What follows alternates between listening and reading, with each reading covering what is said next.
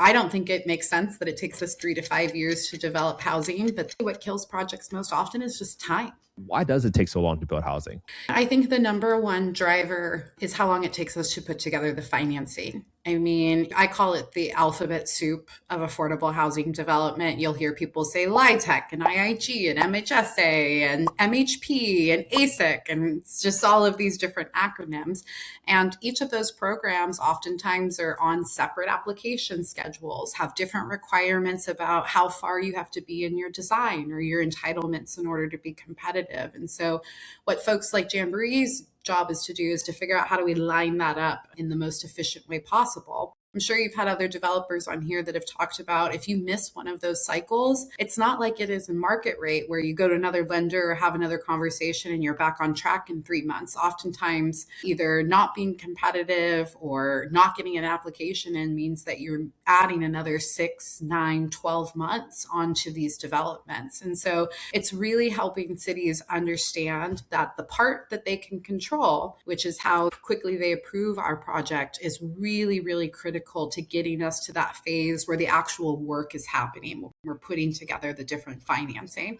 I would say once we're in construction, generally we operate pretty similar to a market rate. We have time requirements that we have to hit. Generally, pouring foundation takes the same amount of time on an affordable project as it does a market rate project. It's really that 2 to 3 years of cobbling together those tens of millions of dollars of gap financing that take a really long time, especially in a financial environment right now where money's just really tight. How does Jamboree finance your development deals typically? I would say 80% of what we do is traditional LIHTC transactions, but that's starting to change a little bit as those programs become more and more oversubscribed or there's a lack of soft financing. But we are a LIHTC developer, first and foremost. Jamboree is a leader in the development of permanent supportive housing throughout the state of California. On a market rate development, if I'm going in, I factor in my land. I see what my market rate study tells me I can support on rents in places like Orange County. That's going to be anywhere from $2,500 for a studio to $5,000 a month for a 3-bedroom. You put that into your pro forma and then you go to the bank and you get a conventional loan. And it's a straight debt and equity transaction. And as long as those numbers match up, you're in business. But as you mentioned, I don't get to charge $2,500 for a studio or $5,000 for a 3-bedroom.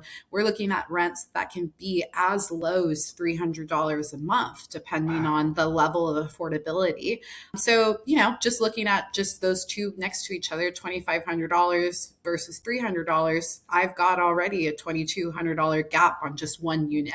And if you multiply that across the life of the project, the size of the project, you can see how those gaps start to become millions and millions of dollars very, very quickly. When you think about community outreach, what comes to mind is like big community room and everyone's screaming and yelling at you. And that's definitely a part of the community outreach process. But the community outreach process is also sitting down with church leaders and talking to them about your project and getting their buy-in early on so that they'll show up at the community meetings and talk about the importance of providing housing to lower income people. It's getting with your business community that is having a hard time recruiting those entry-level jobs because people can't afford to live here and work entry-level jobs unless there's affordable housing. It's very impactful when you have a major job provider in a community show up and say, I support this because my workers need a place to live. So community outreach is also going out and finding your supporters. It's being proactive and getting out into the community. I think that when you educate people on what affordable housing is and how it benefits the community, you'll be surprised by the amount of people that are willing to come along with you in that. And then the question that I often pose to whatever angry group of residents are standing there yelling at me is, which of these jobs do you want to not have in your community? Do you want to just give up being able to go to a nail tech? Do you want to be able to give up going to the grocery store? Do you want to be able to give up somebody showing up at your house when you call 911 or a dispatcher picking up the phone when you call 911? And the answer is most of the time, they don't want to give up any of it. So if we don't want to give up those really important jobs in our community, then we have to create housing for those folks to be able to live in our community. Okay, welcome to another episode of Affordable Housing and Real Estate Investing. When I first met Kelsey, I was just like, I cannot wait to have her on a podcast. She has such great stories. And most importantly, she has an inspirational one because I think there's so many people out there today that wants to make an impact with your time, your energy, your resources. But you might say, I don't have a master's in real estate or real estate development. There's no way I can get into this. Well, do I have the story for you today? And you're going to be inspired and you're going to learn something about what still works today to create affordable housing. And that's what I'm most excited about the podcast today. So let's welcome Kelsey Brewer. She's the VP of Business Development and Government Relations at Jamboree Housing. I am so pumped. Kelsey, how are you doing today? I'm so good. Thank you so much, Kat, having me on. I've been so excited all day. Well, I truly am really grateful that you decided to spare the time to come onto the podcast and most importantly, just share a message of inspiration, a message of reality to share with people like what it actually takes to create housing, because sometimes people just take it for granted. Like I get to go home, but there was so much work that went into building that home that someone's living in. And I just can't wait to get into all of those details with you today. I'm excited too. I'm a details girl, so let's go. All right. So Kelsey, for people that don't know you, like who are you? How did you even get into this whole world of affordable housing in the first place? Yeah, great question. It's a fun little story because I came at it from a pretty roundabout way. So, you mentioned in my title that I have government relations as one of the things that I focus on at work. And that's because my background is actually as a lobbyist. Oh, Yeah. So I got my start working in Governor Jerry Brown's administration. And back then I was doing higher education policy. It's really focused on the Cal State University system and how we could make our students successful. And while I was there, really kind of learned how much housing impacts one's ability to actually be successful in some of the other endeavors that you've got going on in your life. And a lot of our students were experiencing housing insecurity, which was showing up in their ability to come to class, to graduate on time. And once I kind of made that mental connection, it just was a really intriguing kind of world to start to dive into. But again, I had no experience in housing development, no experience in real estate. So I decided to try to come at it from a policy perspective. So moved back to Orange County, started working for a group called the Association of California Cities Orange County, which represent the 34 cities and the county of Orange. So I was working directly with city managers, economic development directors, planning departments, and of course, the elected officials themselves. And what I found was that there was oftentimes a mismatch between what we said we wanted to do on housing and what we were actually capable of doing. And those are the kind of mismatches that I love finding and exploring and trying to kind of reconcile.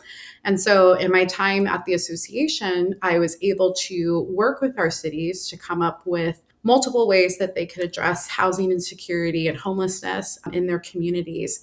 And probably one of the most important things I was able to do in that role was help create the Orange County Housing Finance Trust, which is a JPA that was created by a bill, AB 448, that was run by then Assemblymember Tom Daly, to create the Orange County Housing Finance Trust, which was meant to bring in resources from local governments, county governments, federal partners, philanthropy, our friends in the business community.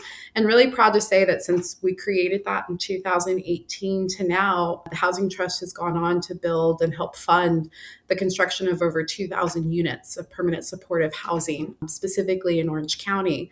The thing I'm probably most proud of with that, though, is that other communities started to look at it as a model as well, too. So the San Gabriel Valley Housing Trust is modeled after the Orange County one, same with the gateway cities. Yeah. And they've gone on to fund, thousands of units across the Southern California region as well, too. So with that experience, I was then able to convince Jamboree Housing that they should think about hiring me.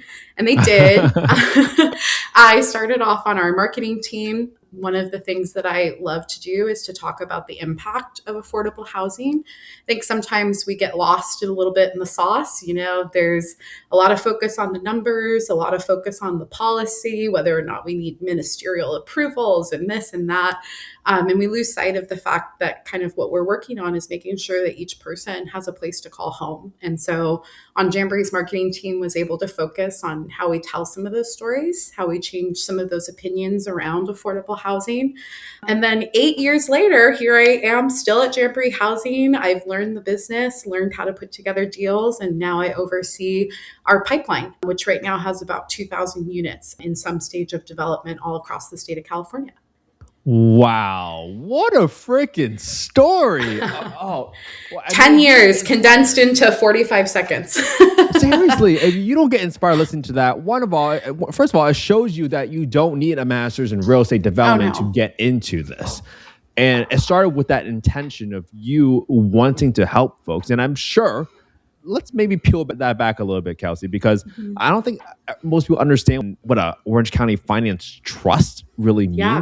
And I want to share this from the angle of like, hey, if other cities want to do this as well, maybe you can help answer one, how do you form it? How do you get the funds together? And what was the goal of the financing? Is it just for gap financing? Is it for stabilized loan assets? Tell us a little bit more about that.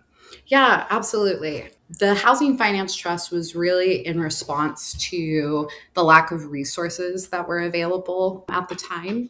We could go way, way back. I was not in the industry at this time, but I definitely see the effects today of the loss of redevelopment agencies in California.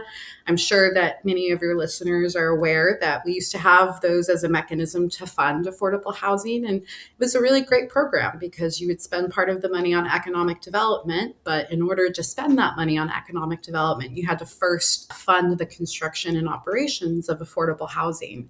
So it really created the right incentives for cities who wanted to invest in their communities from an economic development perspective. You also had to pair it alongside housing.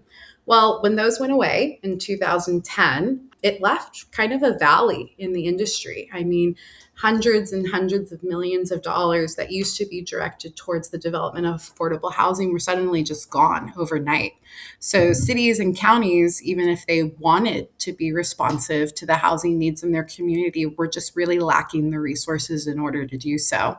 And then in a place like Orange County, who oftentimes sends more tax dollars to Sacramento than they receive back in subsidies, grant programs, things like that, there was an acute focus that we had on how do we make ourselves attractive for affordable housing development specifically. So the thought of creating the Orange County Housing Finance Trust was to try to solve those two issues. How do we create resources specifically for the cities and counties to be able to utilize? And how do we make ourselves look attractive in bringing down other resources from federal and state partners? And it turns out that instead of having 34 cities all kind of compete for those dollars, going after those dollars strategically with one voice was a lot more effective. So there's a lot of different ways that you can form a housing trust. Some communities have done it through the creation of just simple nonprofits. Others have done it through MOUs between cities and counties. We decided to run legislation to formally create a joint powers authority because we wanted to really create a level of credibility that this wasn't something that was going to go away with the next election cycle or the next group of council members. It was going to be a true government agency that would be able to kind of be a stabilizing force in Orange County when it came to housing production. So that's what required us to go to Sacramento and then create that legislation. And then in terms of the dollars that the Housing Trust has been able to bring in, the County of Orange was a really big leader. When we first created the Housing Trust, they seeded the Housing Trust with a few $1 million of Mental Health Service Act dollars and some general fund dollars, helped with the staffing of the Housing Trust in its initial phases. And since then, the Housing Trust staff has been successful in getting earmarks from congressional members, successfully submitting applications for National Housing Trust Fund dollars, and all of those being brought back into the Housing Trust and then again distributed kind of across all the different projects that we had in the community. To then answer your question really specifically, we've mostly seen those dollars used as soft financing or gap financing, helping make the projects more competitive overall for tax credits.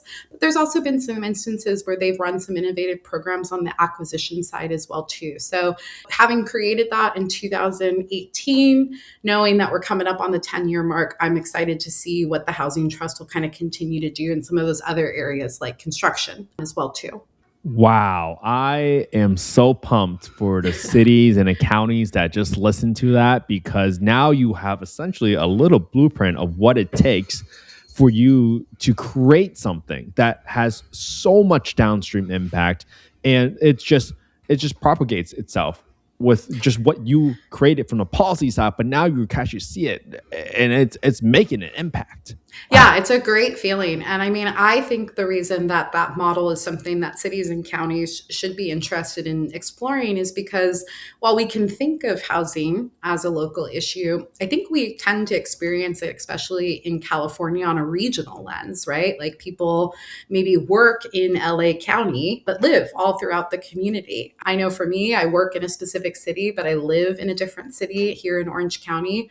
So we don't really experience the housing market on a hyper localized level. We experience much more on a regional level, which is why we have things like the regional housing needs assessment that look at economic centers and trying to match that with housing. The housing finance trust concept does the exact same thing. It takes housing from being something that each individual city has to figure out how to finance and really elevates it towards a regional lens, like we do water policy. Wow. Well, I think that's what's so special about what you created there and helped drive, because I think you raised one point earlier about making sure that this wasn't something that was going to go away with the next administration change, with the next city councilor change, because for you to have a long-term outlook, you need that level of stability, that predictability, because developers, folks that want to work on long-term projects, they need some part of predictability, because predictability helps you mitigate the risk associated with your project. And you need to have some, at least some sense of reasonable certainty to figure out, hey, what is everybody's position going to be and where is the capital going to come from? Absolutely. And I mean, I'm sure we'll talk about this more today. These projects aren't done overnight. Oftentimes they take 3, 4, 5. I'm working on a project that's going into its eighth year of financing right now. So, yeah, absolutely. Being able to know that there's going to continue to be those resources coming to the table. And I think more importantly, just again, showing the commitment from the political side that this is something that we want to try to address regionally as a community. Well, this is such a great segue, because I want to kind of get into the government affairs section of your role and your team, because having had certain elected officials on the podcast before, what I have found is that sometimes folks in elected positions, they have the right intention. They really do care about public service. They want to create more housing, but not everybody even understands, like, how does a capital stack even work, which is kind of crazy, but I completely understand because they all come from different backgrounds. Oh, So and it's so I'm kind of, complicated. So I know. Well, help me understand. Are there, when you go talk to elected officials, right, about creating more housing, what questions do you typically get from cities or other elected officials regarding what it takes to build more affordable housing? well, I definitely think it always depends on the city and the level of experience that their staff or their electeds kind of have. If you've got folks that are left over from the redevelopment agency era, typically they're really on top of it. But you do have a lot of young staffers that are now working for cities that have never built an affordable housing development because of the loss of redevelopment. So when you're dealing with cities on that level, you're often starting from scratch. But I would say a lot of times on the staff side, it's a lot of the technical pieces. It's a lot of questions around timing. I don't think it makes sense that it takes us 3 to 5 years to develop housing, but that is the reality of it. And so it's walking folks through, why does that timing look the way that it does? You mentioned the capital stack. A lot of times folks don't understand why it is that we can't start financing our projects until after they're entitled. And so really explaining to them the process of that we have to go through in order to make our projects look competitive for that funding. In this day and age, with Sacramento passing so many different laws, there's a lot of conversations around what do approvals look like. Do we go under a city's specific plan, or do we utilize ministerial approvals to speed up the process? And then I would say CEQA, up until recently, has always been a really big topic of conversations for cities. It's very easy for them to get sued under CEQA, so they care about it a lot. Now that we've had some cleanup bill language like AB 130, which basically exempts benchmarks affordable housing from the CEQA process. It's really been helpful on that front as well, too. And then, of course, the operations. We're going to be building an apartment community that's going to be a part of the broader neighborhood for at least 55 years with all of the affordability covenants that we place on it. So they want to understand, is approving this apartment going to lead to increased calls for service? How are you going to integrate into the existing neighborhood? And then I would say the electeds, they have similar questions, but they're also focused on a lot on public opinion. So I get a lot of questions from them about who's going to live there, what are the kind of the safety processes, the vetting processes for making sure people can live there. A lot of questions about why does it cost so much to build affordable housing, and really breaking down those numbers from land acquisition to all of the additional design requirements that we're required to do because we're building affordable housing, utilizing public dollars, the increased labor requirements that come with that as well too, really breaking down that pro forma for them. They also want to know why it takes so long, because if they're supporters of housing, they obviously want to go back to their communities and say, look at what we were able to kind of achieve. And then recently, as dollars have become definitely much more scarce, I tend to get a lot of more questions from our elected officials about how can I make sure that the housing we're building is going to serve my residents, really making that connection for local preferencing. And then populations. Folks always want to talk about serving seniors, families, veterans, things like that. Wow. Okay. So many questions to kind of pick apart there. And let me kind of start with just in terms of sometimes when I think about as a project manager, right, I think about, hey, what's the impact on timing and what's the impact on budget? And for helping a city official kind of understand why does it take so long, what are like the 2 or 3 key points that you tell them about and answer their question directly about why does it take so long to build housing? What do you share with them? Yeah, I mean, I think the number one driver is how long it takes us to put together the financing. I mean, I call it the alphabet soup of affordable housing development. You'll hear people say LIHTC and IIG and MHSA and MHP and ASIC, and it's just all of these different acronyms.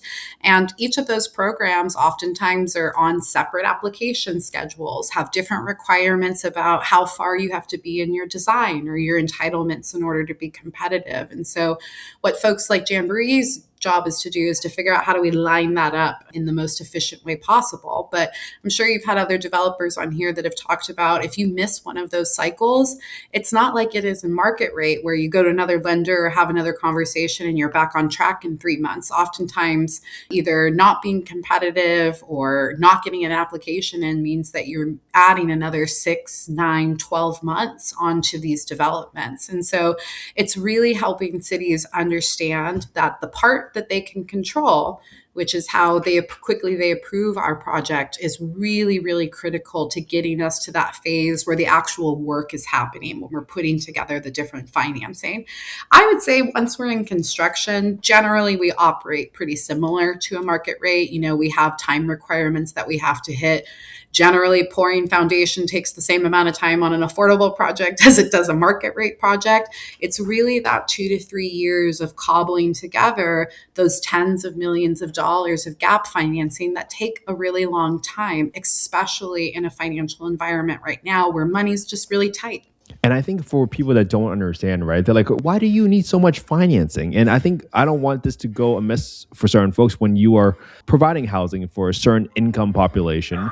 Well, they are also going to have sometimes lower than market rents sometimes. Mm-hmm. And that creates this, what you call as a gap in the financing, because you need certain rents to cover a certain percentage of the debt service on the underlying asset. And if you don't, then you won't get that loan. Is that how you explain to folks? Yeah, no, I think that's a great explanation. You know, on a market rate development, if I'm going in, I factor in my land, I see what my market rate study tells me I can support on rents in places like Orange County. That's going to be anywhere from $2,500 for a studio to $5,000 a month for a 3-bedroom. You put that into your pro forma, and then you go to the bank and you get a conventional loan. And it's a straight debt and equity transaction. And as long as those numbers match up, you're in business. But as you mentioned, I don't get to charge $2,500 for a studio or $5,000 for a 3-bedroom. We're looking at rents that can be as low as $300 a month, depending on the level of affordability. So, just looking at just those two next to each other, $2,500 versus $300, I've got already a $2,200 gap on just one unit. And if you multiply that across the life of the project, the size of the project, you can see how those gaps start to become millions and millions of dollars very, very quickly. Wow. I mean, great explanation there. And the next question you brought up was people don't understand why you need to get entitlements, right, before you can get financing. How do you explain that to your elected officials? Yeah, I mean, entitlements tells our funding partners that we're actually going to build this, right? That the city has approved it. They want to see it in their community. If I start going and trying to find financing while I still don't know if the city is going to approve something, it's going to be a really awkward conversation if I have to hand that money back. And I think that's why Sacramento, especially over the last 6 years, has focused so heavily on the local approval process, because there is a lot of time, time cost of money that we have kind of locked into our approval process. But I think more importantly, what I talk about with cities, I don't necessarily push, you have to let me go ministerial by right. I'm happy to work with cities who have really thoughtful, specific plans, general plans that they want us to work within. I think it's really about asking cities to have a mindset of wanting to approve the housing. There's going to be 1,000 administrative hurdles that pop up when we're working on a project. And it's deciding whether or not we need the housing more than maybe we need to follow this specific process. So a conversation I find myself having with city staff often is, well, we've never done that for a project before. Maybe I'm asking them to waive impact fees or something like that. The response that I try to make is, well, that's because you've never built an affordable housing project before. And we have to kind of do things differently in order to encourage these projects to move through the process. So I think my favorite cities to work with are the ones that are constantly trying to get to a yes on the housing. And there's so many good cities out there that are really working to do that. But when I work with cities that are super, super focused on process, sometimes it can be a little bit challenging to get them to understand how dynamic the affordable housing world really is. Wow. I mean, that's just such a great example. And I love your theme there of making sure the city wants to see it happen, because you raised the issue of 1,000 administrative issues. I mean, you can have a city council that is fully on board. Let's get this done as soon as possible. But if you don't have everybody on board, meaning, hey, did you get your utility company, your water company on board? Did you tell that the power company that they need to prioritize their resources to get utilities out there? Because if you don't have power, we can't start constructing. All of these little pieces start adding onto time and complexity, and that generally translates into real financial expenses, because you have to hold on to that property and pay money on the holding costs until you actually get that project built. And I think that's such a great theme. And I hope everybody, especially cities, if you're listening, understand, how do you make this hill a little less steep for people to climb up? Yeah. And what I would say is, what I try to coach our cities on is, if we don't have to deal with it during the entitlement phase, let's not deal with it during the entitlement phase. Because remember, even once you entitle me, I've got 2 to 3 years while I'm out putting together money. So we've got a lot of time to work on kind of some of those remaining issues. So I'm currently working with a city right now that's really struggling a little bit with that concept, and is having me put together a pretty comprehensive parking management plan that's specifically when we're going to be in construction. And I'm trying to explain how difficult it is for us to be able to answer some of those questions when we're still 18 months out from even securing tax credits. So just really trying to help balance that idea of, if we can not talk about it right now while we're getting entitlements, approvals, and financing secured, and talk about it a lot closer to when we're actually going to be pulling permits and things are going to be real, some of those conversations are better served kind of closer to those construction start periods. Wow, that is such a great example. And sometimes people use this word strategy, what's our strategy to create more affordable housing? And I love the definition of strategy as you are allocating a finite amount of resources against an infinite amount of options. And if you can't pick which issue you want to focus on, if you want to get into parking management, that's very specific, and that Yes. can definitely wait, because what you probably need to understand is like who you're trying to serve, how do you want to serve them, and which target population, whether that's seniors, whether that's you transitioning out of the foster system, right? You want to get that addressed up front because that takes a little bit more work. Yes. I joke I'm actually a parking consultant, not a real estate developer, because that's all I do is just consult cities and counties on how we're going to park things. So That is so funny. Let me pick my brain back up. All right. So let's catch people up to speed, right? You brought up CEQA earlier. Not a lot of people are familiar with the term CEQA. What is CEQA? Why did it cause so many problems? And I'm asking this because I want to share with people like, hey, things are getting easier. We're seeing progress, but help us kind of catch us up to speed on the background there. Oh, Kent, you guys should do a whole episode on CEQA. I can recommend some really smart people that would love to talk to you about CEQA for an hour and a half. But what I will tell you is CEQA stands for the California Environmental Quality Act. And CEQA is really meant to be how we protect the environment while we're developing. And, I'm somebody that cares about the environment. I think it's a great law, but I think with all laws, there's unintended consequences. And so what we've seen since CEQA was passed, decades ago, is that it's gone from being a tool that's really used to protect the environment and has turned into a tool that's used to stop any kind of development from really happening across the state. And it's not specific to just housing. It's one of the reasons that we have so much challenge creating high-speed rail in the state of California. It's one of the reasons that we have an aging water infrastructure, because those larger infrastructure projects get tied up in years and years and years of litigation. And so slowly but surely, the state has begun to recognize kind of the challenges associated with that. And there was a series of bills as part of the California budget last year that sought to address that, both specifically for affordable housing, but also for those larger infrastructure projects that the state really, really cares about. There's still threshold requirements we have to meet. It's not like suddenly I can go build housing on top of an oil field. But when we're talking a lot of times about infill residential development, where I'm already surrounded by people who are living and working in the community, we can recognize that maybe we don't have to do a full environmental impact report. We can just assume that we can allow people to live here because people are already living here. And again, there's a lot of different checks in place. So I don't want your listeners to walk away thinking that we're the big bad developers not looking at any kind of environmental impacts. There absolutely are those checks in place, but it's really taking it off the table as a tool to stop the development of affordable housing, which is how it's been utilized over the last couple of years. And that's just very well explained, by the way. And you really should have someone come on and talk about CEQA, though. It's very interesting. I'll take your referral when you give me it too, because I think a lot of people I think you brought up the point about unintentional consequences, and that's really what this was, where you had people that could tie up projects for a year or 2 years with a simple lawsuit. Decades. That's crazy. And when you think about a developer who's trying to put housing, do the right thing, but then no matter how fancy your Excel model is, it's very hard for you to put in a number in there that says, I'm going to get sued for 2 years or 5 years or 10 years. It's very hard for you to understand or just like stomach that risk. I mean, I can't sleep at night. No, it's difficult. And I think it's one of the things that folks, when we think about what kills an affordable housing project, I think what comes to mind is lack of financing or like people with angry signs at city council. And that's definitely a thing. But honestly, what kills projects most often is just time. These are designed in very specific ways for very specific funding programs.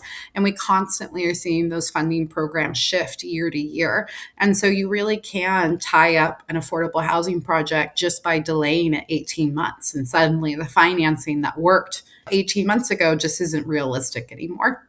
Right. And even when you apply for a low-income housing tax credit, right, for that subsidy, you could be spending $250,000, $500,000, million or $2 million, just getting the project ready to a state where it can be entitled and it can qualify to even win the tax credit subsidies.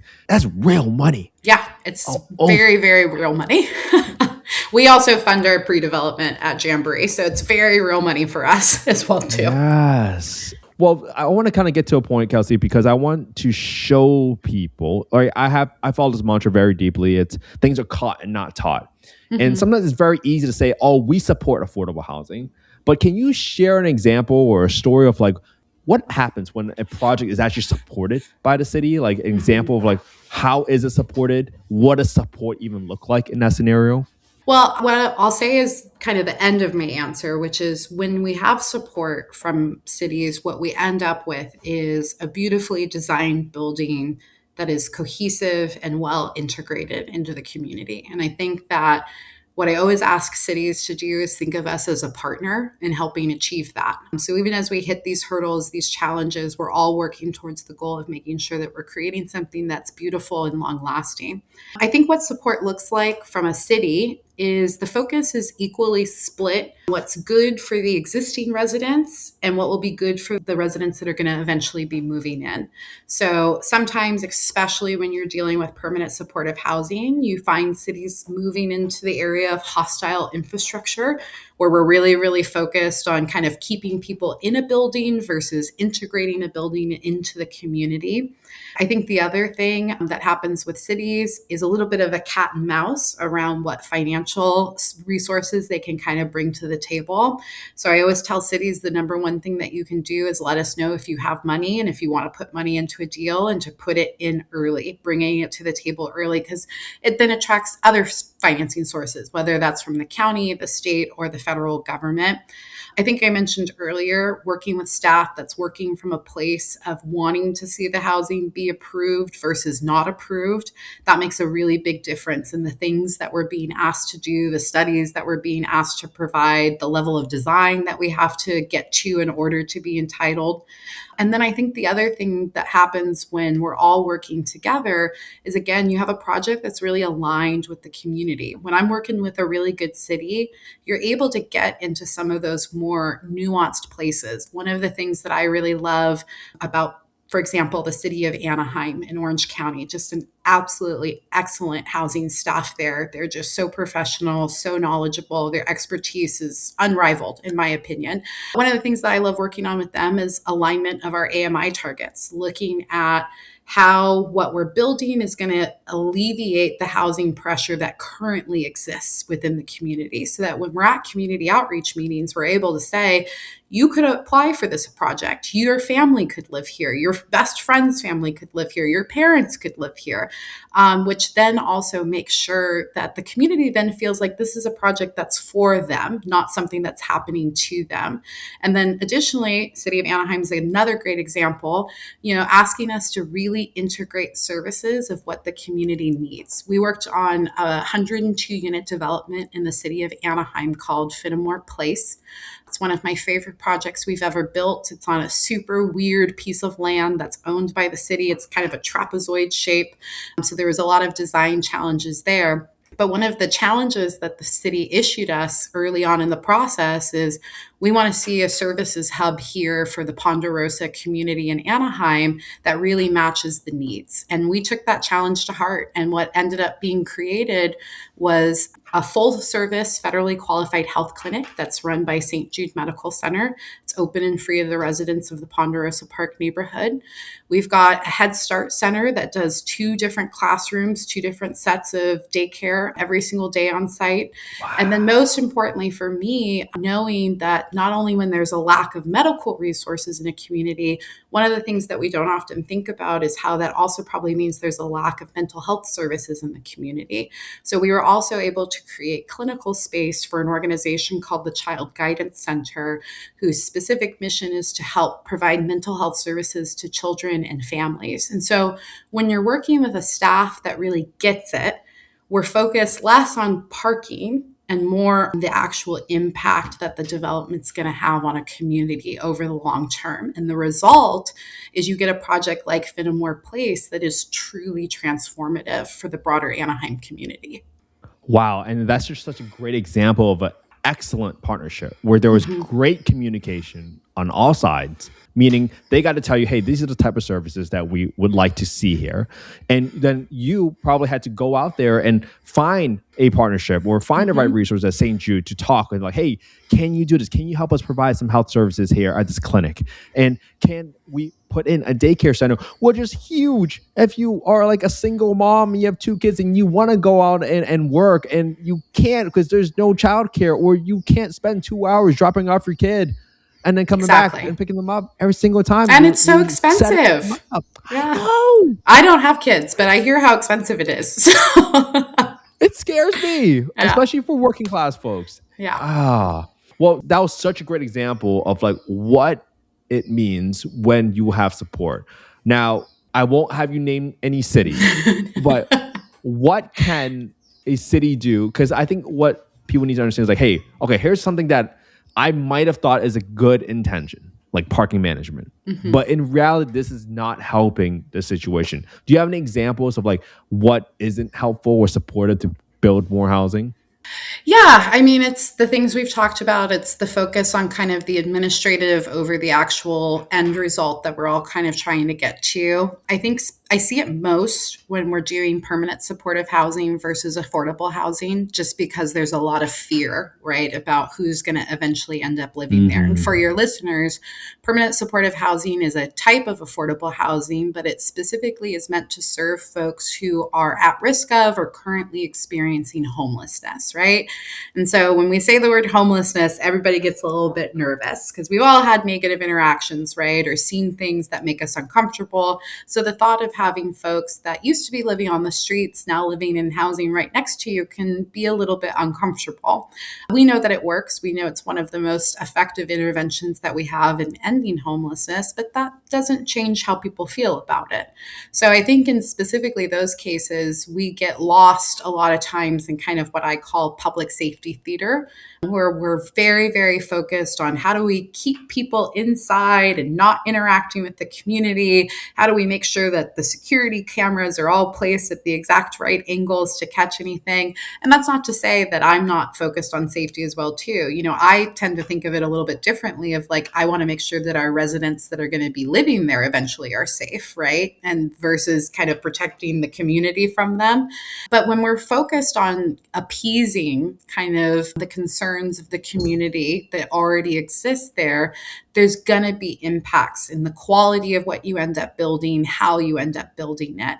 And then I think really, really the poor end result of it is that you end up with a project that's less well integrated into the community, which should never be our goal.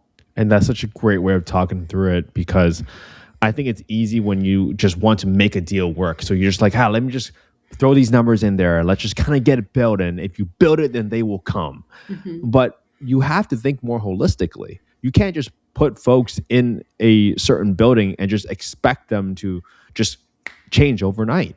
You have to provide the right supportive services, the right wraparound services. And it seems like Jamboree has been able to successfully change the lives of so many folks in permanent supportive housing.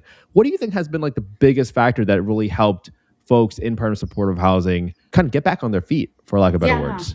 Yeah, no, Jamboree is a leader in the development of permanent supportive housing throughout the state of California. So I'll brag about us very quickly and then I'll answer your question. But we stepped into this space in the early 2010s. And at the time, we committed as an organization to having about 10% of our portfolio go towards permanent supportive housing. That number is a little bit closer to 20% now. And we've been able to not only develop the first project that ever utilized Mental Health Service Act dollars to create housing, which was our project in the city of Anaheim called Diamond, but we were also a lead utilizer of the state's Home Key program, which happened a few years ago, utilizing federal relief dollars from the COVID pandemic. We built close to 1,000 units utilizing the Home Key program.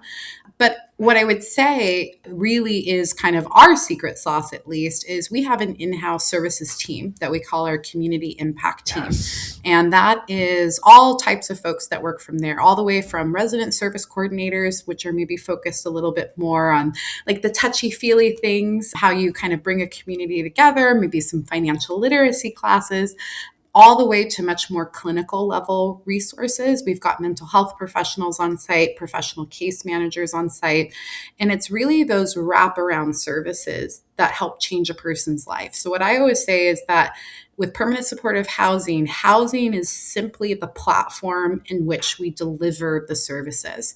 When you're homeless and you need health care, you're going one place and it's really, really hard to get there, right? You've got to take a couple buses, or maybe you have to walk there to get your medical care. And then if you've got an issue with your SSI benefits or your disability benefits, you're getting on another bus to go to another place.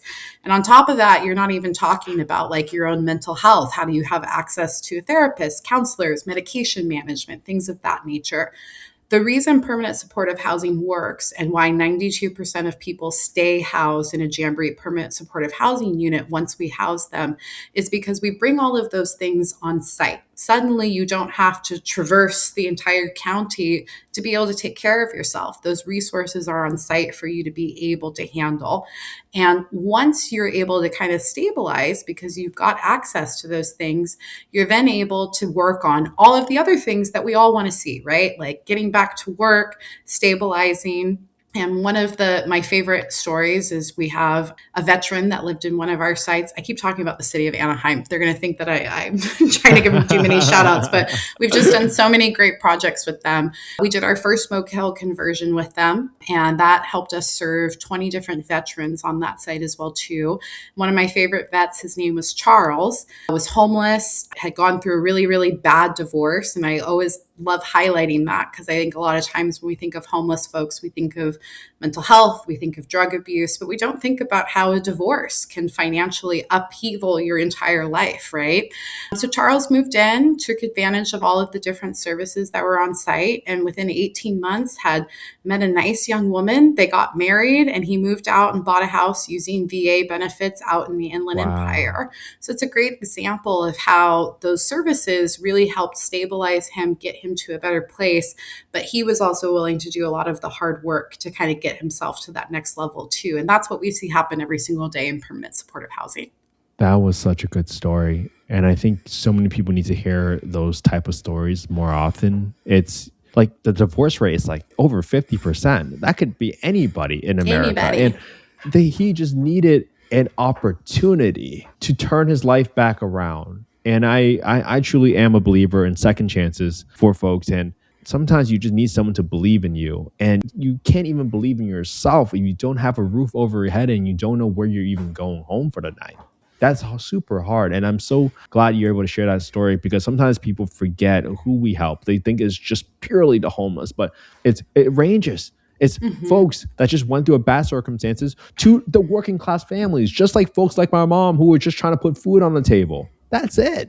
Yeah, housing is something that affects all of us. It doesn't really matter what your income level is. You need a place to live, right? And so we have to make sure that we're providing housing at all of those different spectrums. But it's really just about reflecting what already exists in our communities. Yes. Well, this has been such a great conversation so far. Let's kind of bring it to the next part where you talked a lot about partnering with cities, right? And you even brought an example where you helped the city of Anaheim like redevelop an asset. What are the different options? Like, are there 2 or 3 options or deal structures or partnership structures that you can share with other cities that maybe they can potentially apply? Because a lot of times cities, when they talk to me, they're just like, we just want to give away the land. But yeah, I'm sure there are more ways. Can you elaborate on different options and scenarios that you've seen? Well, we love when they give us land. So we can start with that one. Yeah, I mean, bringing land to the table is definitely a big help, right? We know that throughout the state of California, land can vary pretty drastically, but it's very, very expensive to purchase assets here. And when you're talking about developing in urban, suburban communities that are already built out, those land assets oftentimes are one of the biggest hurdles for us actually being able to develop affordable housing. So we love when cities look at what they have on their books that they could see being transformed into affordable housing.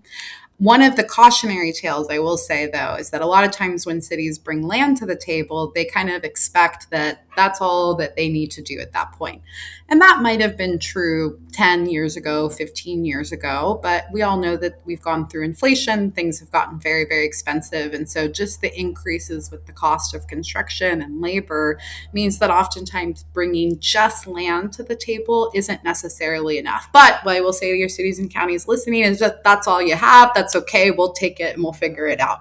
But if you're oftentimes able to pair that with resources at the financial level, oftentimes makes it even more impressive. So what I tell cities and counties, you talked earlier about the idea of strategizing is about where you put your focus and your resources, right? So a lot of times what I'll see cities doing is kind of splitting resources a lot when they talk about like home dollars that they receive from the federal government or block grant dollars. They'll spend them on lots of different little programs versus maybe saving those dollars and being able to invest $3-4 million into an actual project itself. Yeah, so it's taking a look at how are we utilizing what little resources we do have to develop housing. I'm a fan of inclusionary housing. And so if you've got folks that are paying into an inclusionary fund, an in lieu fund, those are other resources that you can bring to the table as well too. Kind of separate from that is if the city's not going to participate as like a land partner, which is totally fine. We do private acquisitions all the time. It's working with us on other areas, whether that's speeding up the entitlement process is always a really easy one, but it's also taking a look at your impact fees and your waivers. Does it make sense to charge an affordable housing development hundreds of thousands of dollars in impact fees when that's something that maybe the city could see itself covering in order to get the project moving forward? But I would say, generally speaking, we're either utilizing those public land dollars or we're doing the private acquisitions. But either way, there's always a role for cities and counties to play in either making it harder for us to develop the housing or making it easier for us to develop the housing. Well, there you have it. You have so many different levers as a city or county to pull. You can contribute to land. You can make the process way more smoother. You can provide soft subsidies. You can provide maybe vouchers to the actual development. Yeah, that's a great one. All these factors matter, like property tax abatements. We hear about that all the time. That's real. When you hear the term that the deal doesn't pencil, and you can help the deal pencil by reducing the operating costs annually over time, that's a huge help for a developer to incentivize them to create more housing, especially with lower rents. Yes. Well, you talked about how there are levers that cities and counties can pull. What about for private landowners? If you have wealthy folks who are like, hey, I have all this land. Yeah. I want to do good. I care about my legacy. I want to leave this world a better place. How can you partner with private landowners in terms of joint ventures or partnerships? Yeah, I've got a really smart guy on my team that does our land acquisitions, but he's taught me a little bit, so I'll be able to answer the question a little bit. What I would say is probably most important when we're working with private landowners, especially those that kind of have that philanthropic bent to wanting to participate, it's having an understanding about the length of time that it takes to build affordable housing. I think in a traditional market rate structure, oftentimes land acquisition is one of the first things that you're doing, right? You're taking down the land, you're getting site control, and then you're going from there. But in affordable housing, you know this, Kent, all of our money kind of comes in right at the end. And that's when we get our tax credits. That's when all of our soft financing comes in. So if you're wanting me to spend, I don't know, $3 million on a couple acres, I can do that, but typically I can do that at the end of the transaction, not necessarily the beginning. And obviously there's exceptions to those rules. We've taken out acquisition loans to take down land early. But if you're really talking about how you can help an affordable housing project, it's being okay with longer deal structure terms, knowing that an affordable housing developer typically can't move into escrow within 30 days of talking to you. Yes. I always say that deposits are fine. We're happy to pay for, your time along the way, but making sure that those deposits are maybe tied to development milestones versus just specific time periods. So once we get our entitlements, maybe another deposit's due. Once we get our final financing, maybe another deposit's due. So it's really just understanding that you'll eventually get paid for sure, but really lining up with how the financing of affordable housing works generally instead of asking the financing to kind of fit your needs.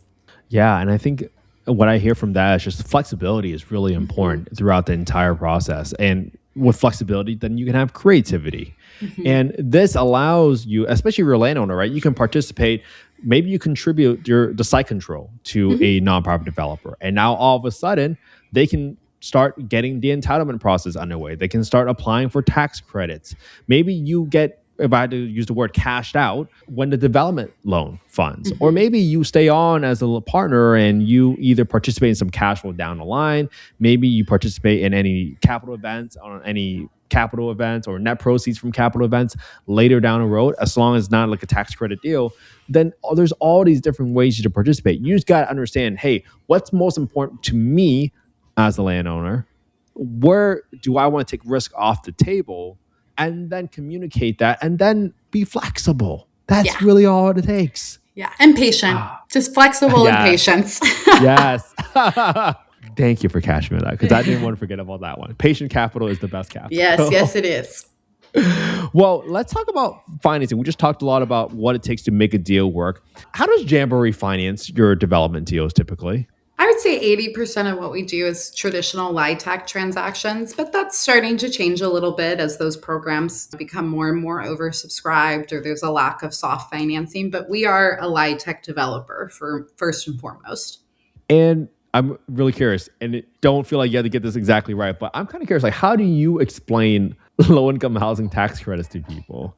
How would you explain that to yourself if you had to start all over again? Yeah, no, I had to learn all of it. So I think I'm decent at explaining it to other people. Well, I'm not sure if you've ever done the history of the LIHTC program, but because I come from the government relations world, one of the things that I always love knowing is like, why did this actually happen to begin with? What problem were we trying to solve? And so the LIHTC program was really born out of tax reform from the 1980s. You know, there was the massive Reagan tax cuts that happened in the early to mid 80s, and unintentionally that ended up gutting the rental market rate development just because of how you could write things off and depreciation and things like that. So suddenly overnight, it was no longer economically feasible to really develop multifamily housing. So back when politics used to work, Ronald Reagan got together with Speaker Tip O'Neill, who was a Democrat, and they sat down and they said, well, what can we do to fix this? We didn't mean for this to happen. This is an unintended consequence. And one of the solutions that they came up with was the creation of the low-income housing tax credit program, which is exactly what it sounds like. It's tax credits for the development of low-income housing. And it's one of the most efficient government programs that we've ever created. One of my favorite things to tell people is that the entire low-income housing tax credit program is administered by 4 people at the IRS. That's how simple it is. And that's because the genius of the program was it brought private entities like the banks really in to help administer and oversee and make sure that those tax credits were being utilized correctly. So when Jamboree gets to the point where we're ready to apply for tax credits, we then hopefully get them awarded to us. And so I'll just use round numbers. Let's say we get 20 million in tax credits awarded to us by SIDLAC or TCAC. And, I'm a nonprofit, so I don't have $20 million in tax liability. I have 0. So those tax credits aren't particularly useful to me because there's nothing that I can use them for. But banks that have Community Reinvestment Act requirements, we're seeing more and more wealthy individuals enter the market through tax syndicators, but even the tech companies that tend to have larger tax bills at the end of the year than other types of companies have also entered into the market as investors. And so they'll come to us and say, well, Jamboree, we really like this project. We think it's a good project. We think you underwrote it pretty well. So we'll give you my development team's going to laugh at me because I'm going to say 90 cents on the dollar. And we haven't seen that for a little bit of time. It's a little bit less now, but 90 cents on the dollar for those tax credits. And we'll write you a check. And so that's then becomes equity in the deal, right? And then that bank is then entered into the limited partnership that we create to administer those tax credits. And then for 15 years, they provide the equity, but they also get to write off the depreciation of the building. So it's kind of a double benefit for them, which is why they like to participate in it. But what it also does is the bank is then required to provide the oversight to make sure that we're renting to the people that we say we're going to rent to, our rents are at the level that we said they were going to be at. And for 15 years, they're an actual part of the deal and the operations. And then typically at the end of the 15-year regulatory period, they'll exit the deal, right? Because the tax credits have been administered, all the depreciation has been given. And then Jamboree, as managing partner, is then required to operate the building for however long our affordable covenants require us to. Typically, when you're taking local money, state money, county money, that's a 55-year affordability requirement. But we sometimes see them as high as 99 years. As a nonprofit, we're more than happy to continue to operate those developments over the long term for the affordable. But the real genius, in my opinion, of the tax credit program is bringing together government, but not necessarily having government administer the program, really having the experts in the financial industry, the affordable housing industry be required to kind of do that piece of it. Wow, great explanation. I was going to use a word, but that's Yay! probably not the right. But that was an amazing explanation because I think I really loved how you sum it all up. It's a subsidy, but it doesn't require government oversight for the administration process. So you still have the efficiencies from the private industry to make sure that we're being compliant, but we're also being efficient with how we oversee the entire program. Yes. So important. And that's equity dollars that you can use today to go and fund the development of your building. So Exactly. great explanation. And I know that's 80% of it, but Jamboree's one of the leaders in this space. Like, are there any alternative ways of trying to finance more affordable housing projects that you and your team are exploring right now that you can share with the audience? Yeah, I won't give away too much of our secret sauce, but I can talk about it kind of generally. I would say it kind of falls into a couple of buckets. The first would be trying to find unconventional financing sources. So for us, we've been very successful in finding those in the healthcare field. I think more and more we're understanding the connection between housing and healthcare outcomes. As I spoke earlier about our homeless folks, one of the challenges of them receiving healthcare is they're ending up in emergency rooms, right? That's where they go to if they have a cold, if they have a flu, places that you would typically go to your GP doctor, they're ending up in the emergency room, which is one of the least efficient ways that healthcare systems are able to deliver care to folks. And so we have found a lot of success in making those connections for healthcare systems and having them directly invest into our developments. And that's taken every single form that you can imagine, from partnering with us on actual medical clinics like we did at Fenimore Place, to providing bridge loans for this, like they did at Buena Esperanza, our other project in Anaheim, or actually being a soft gap financing source for us as well too. And then additionally, the other kind of more innovative piece that Jamboree's looked at is there's kind of two sides of any development. There's the capital construction side, and then there's the permanent operations side. And both of those affect, the feasibility of a project. Because if I've got these really high operating costs, but these really, really low rental incomes, then eventually I'm going to have a mismatch in those. And then we're looking at foreclosure, and nobody wants that. So one of the things that we've been trying to focus on is how can we get those operations costs lower, especially on the service delivery side.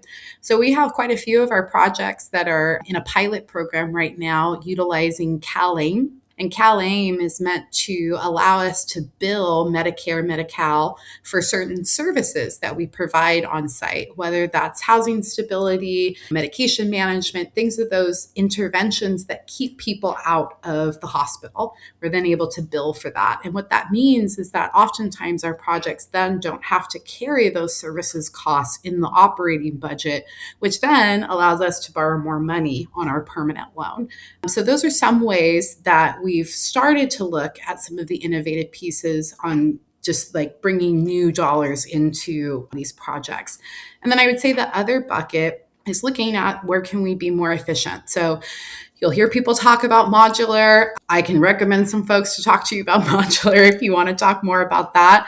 We're also starting to hear things like mass timber kind of come up as a potential opportunity as well too, but really looking at the efficiency of the design and the delivery of the project as a way for us to make projects more feasible. And then I would say the last kind of bucket for us is, can we finance affordable housing or workforce housing, which maybe would probably be better defined as serving folks that make between 80 to 120% of the area median income versus 30 to 60% of the area median income in places like Los Angeles or San Francisco or in Irvine. Those are pretty high rents. They're still affordable because the incomes overall can kind of support them, but they're a lot closer to market than a 30% unit would be.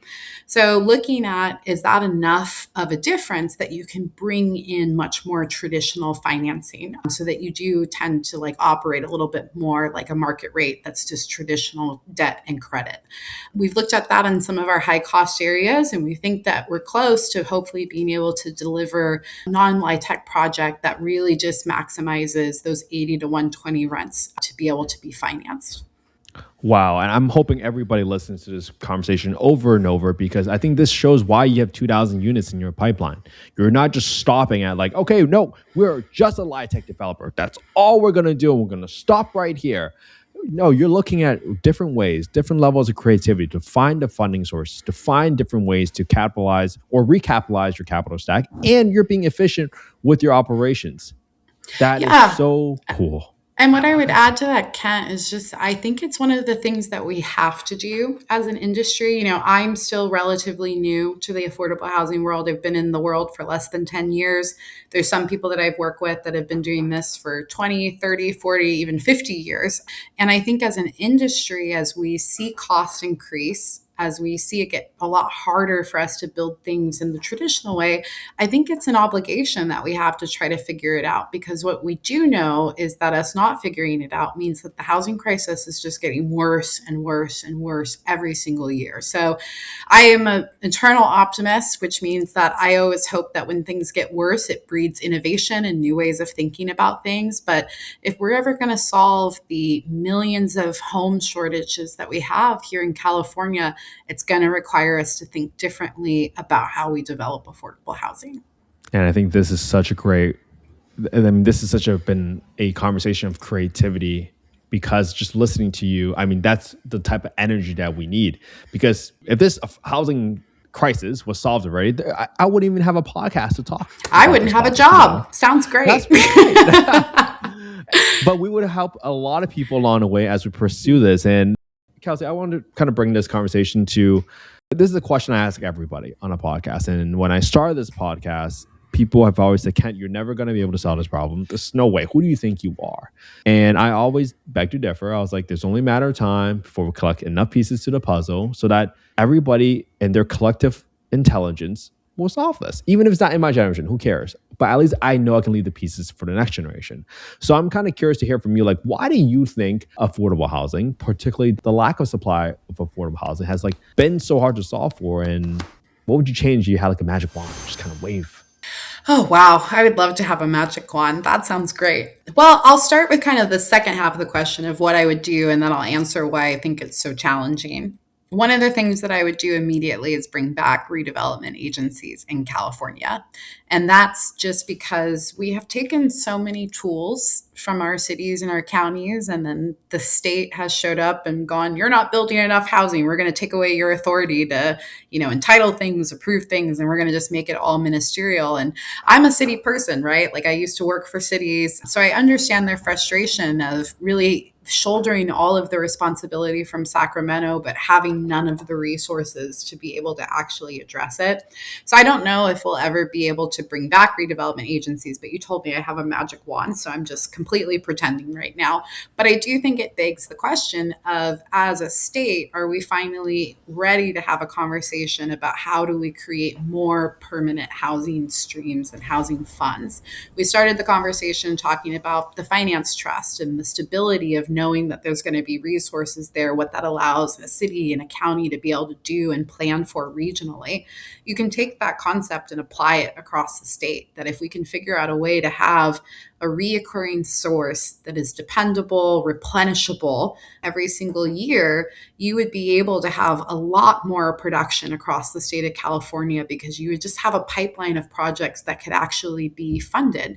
You've probably seen the headlines throughout the years. Some years we're really good at it, some years we're really bad at it, but oftentimes we're leaving bond capital and tax credits, on the table. Money that the federal government has allocated to us, but because there's not enough other resources, we can't actually draw down and make those projects be successful.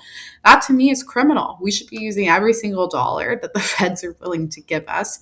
So I think that would be one of my magic wand pieces. But why I think it is so challenging, and why I also think it's starting to change a little bit, is I think for a long time, affordable housing has been other. It's been something that other people besides me, my friends, my family need. And unless you have that direct connection, maybe you don't understand the need. So, one of my favorite things to do when we're doing community outreach on a project is I'll put up a matrix of the AMIs that we're going to serve and what those income levels are. And people are oftentimes surprised that you could be So making smart. $80,000, $90,000, $100,000 and still qualify for housing.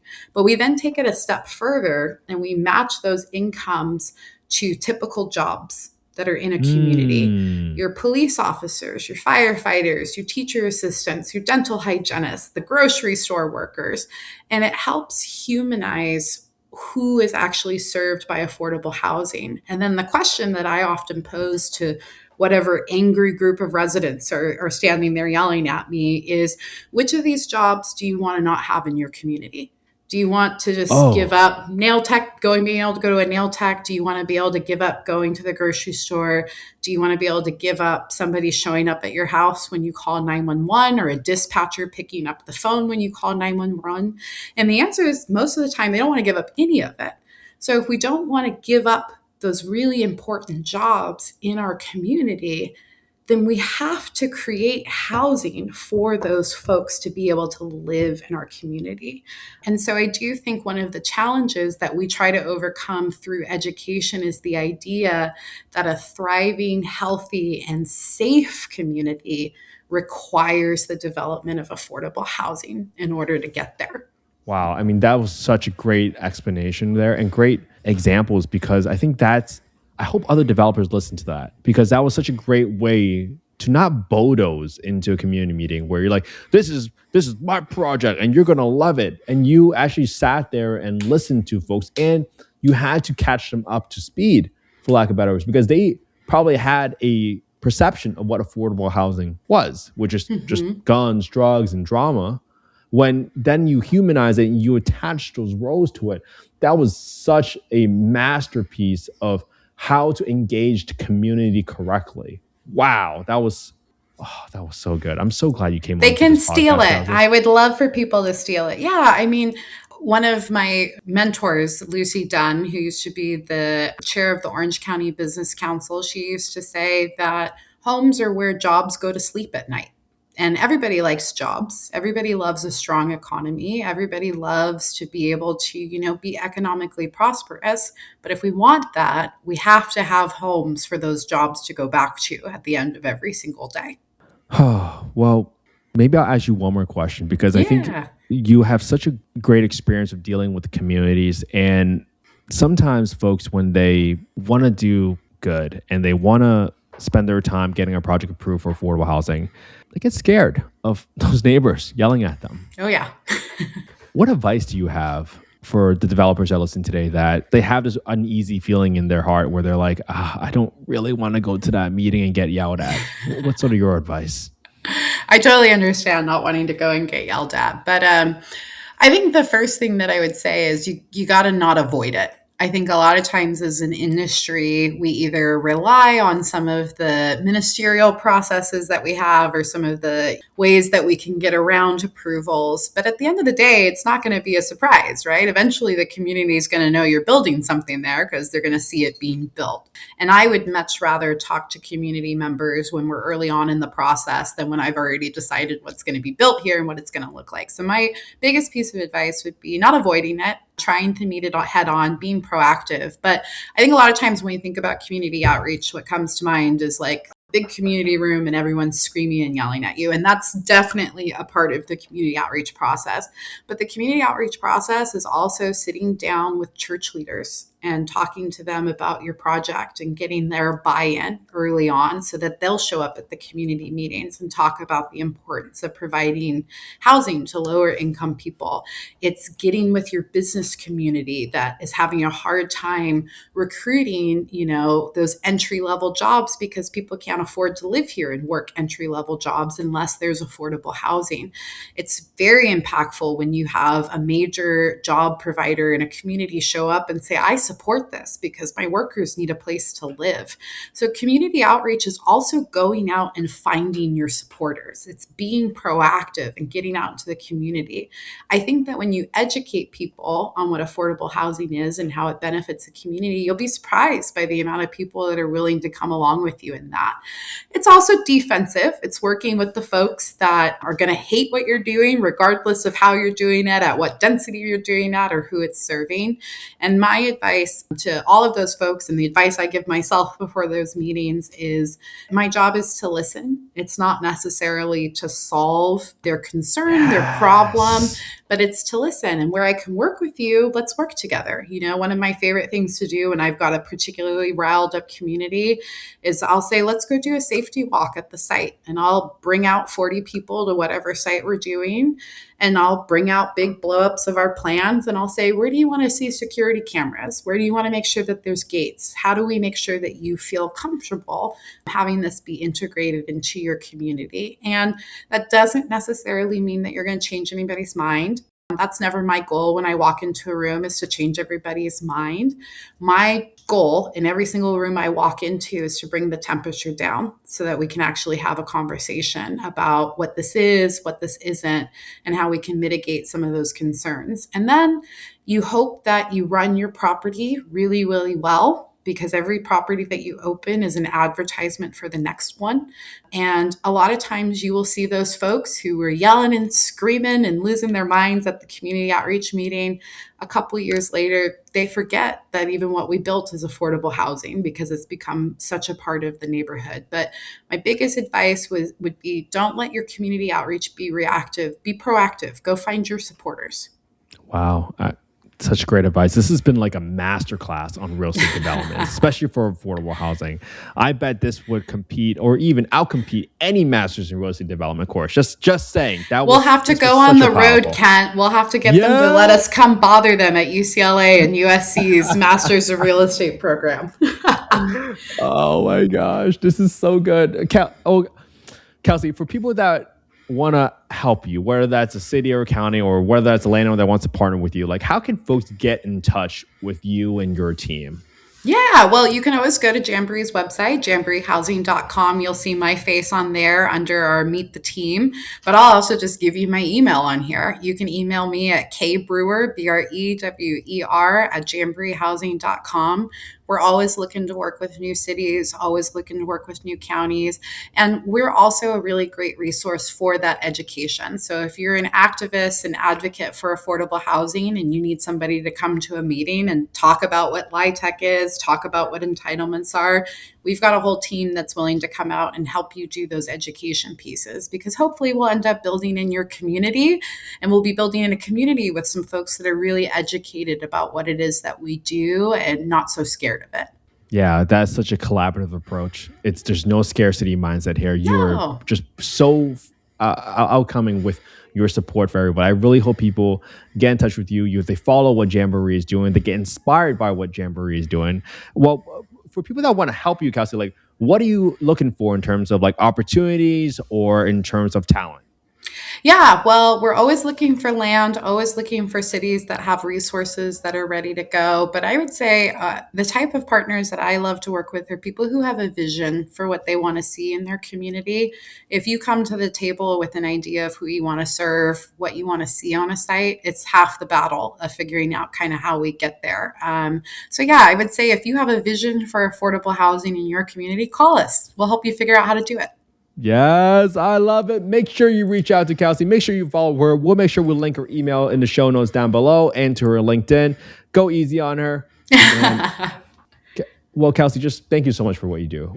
Without folks like you, I would have never had the home I grew up in. So this conversation has been a full circle moment for me where I get to tell my mom some of the most amazing people I get to meet because of her story. And I can't thank you enough for coming on today. You helped me inspire other people. You helped me make the process a little bit less scary for so many folks that want to do good with their time. So I appreciate you so much, Kelsey. Thanks for having me on, Kent. And thanks so much for doing the hard work of explaining what it is that I do every day. So we appreciate you. All right. And we are out.